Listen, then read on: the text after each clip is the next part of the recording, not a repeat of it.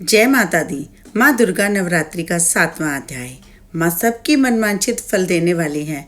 आज माँ से जो मांगोगे सब मिलेगा। माँ इन 9 दिनों में हर व्यक्ति की मुराद पूरी करती है। 7वां अध्याय। ऋषि बोले, इसके पश्चात शुभ की आज्ञा पाकर वे चंडमुंड आदि दैत्य चतुर्गणी सेना के साथ अस्त्र शस्त्रों से लैस हो चल दिए। फिर गिरिराज हिमालय के सर्व गुणमय ऊंचे शिखर पर पहुंचकर उन्होंने सिंह पर विराजमान देवी को देखा। वे मंद मंद मुस्कुरा रही थी। उन्हें देखकर दैत्य लोग तत्परता से बढ़ने लगे और उद्योग करने लगे। किसी ने धनुष ताना, किसी ने तलवार संभाली और कुछ लोग देवी के पास आकर खड़े हो गए। अब अंबिका उनको शत्रुओं पर बड़ा क्रोध हुआ। उस समय क्रोध के कारण उनका मुख लाल पड़ गया, ललाट में भौहें वक्री हो गई।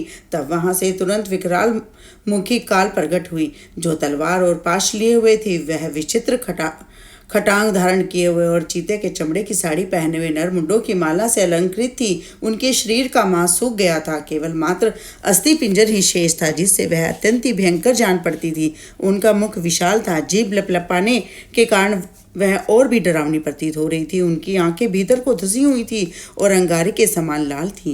वह अपनी भयंकर गर्जना से संपूर्ण दिशाओं को गुंजा रही थी। बड़े बड़े महादैत्य वध करती हुई वह कालिका देवी बड़े ही वेग से दैत्यों की उस सेना पर टूट पड़ी और उनका भक्षण करने लगी। वह पार्श्व रक्षकों और अंकुशधारी महात्माओं, योद्धाओं तथा घंटा सहित कितने ही हाथियों को एक ही हाथ से पकड़कर मुखग्रास बना डालती थी। किसी को बालों से पकड़ लेती, किसी का गला दबोच लेती, किसी के पैरों से कुचल डालती और किसी को छाती के धक्के से मारकर गिरा डालती। वे असुरों के फेंके हुए बड़े बड़े अस्त्र शस्त्र मुंह से पकड़ लेती और रोष में भरकर उनको दांतों से चकनाचूर कर डालती।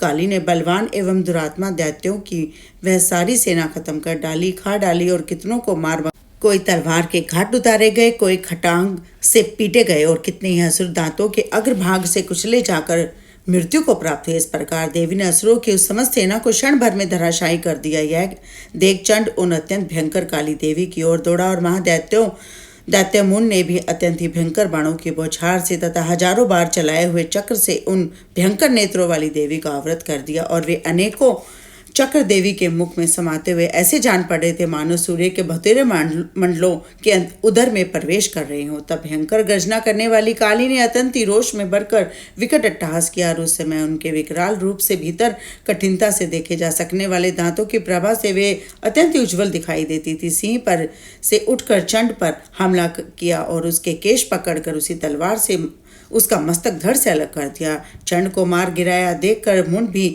देवी की ओर दौड़ा। तब देवी ने रोष में भरकर उसी भी तलवार से घायल कर धरती पर सुला दिया। महाप्रकर्मी चंड और मुंड को मारा गया देख मरने से बची हुई बाकी सेना आकंठित होकर चारों ओर भागने लगी। तत्पश्चात काली ने चंड और मुंड के मस्तक हाथ में ले चंडिका के पास जाकर प्रचंड अट्टहास करते हुए कहा, देवी, मैं चंड और मुंड नामक इन 2 महासुरों को भेंट करने के लिए लाई हूँ।